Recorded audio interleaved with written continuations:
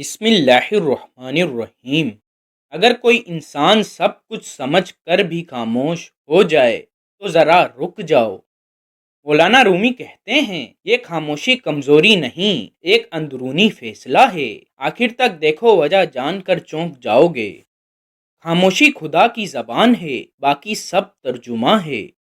جہاں الفاظ ختم ہوتے ہیں وہیں حقیقت بولنا شروع کرتی ہے۔ جو دل جان چکا ہو وہ اکثر خاموش ہو جاتا ہے۔ خاموش رہنا روح کی پناہ گاہ ہے۔ کم بولنا عقل کی علامت ہے، زیادہ بولنا نفس کی۔ خاموش دل شور مچانے والے دل سے زیادہ طاقتور ہوتا ہے۔ جب اندر یقین آ جائے زبان کو آرام مل جاتا ہے۔ خاموشی میں وہ سچ ملتا ہے جو بحث میں نہیں ملتا۔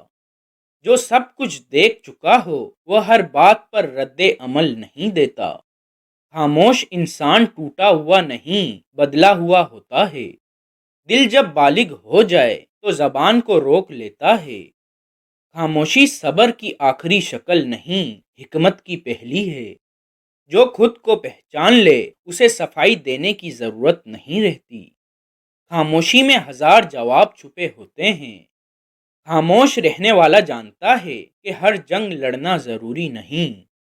جب انسان سب کچھ سمجھنے کے باوجود خاموش رہے تو جان لو وہ کمزور نہیں، وہ اس مرحلے پر ہے جہاں مولانا رومی کہتے ہیں خاموشی اب صبر نہیں، فیصلہ بن چکی ہے۔ آپ کے خیال میں خاموشی طاقت ہے یا ہار؟ کمنٹ میں ایک لفظ لکھیں۔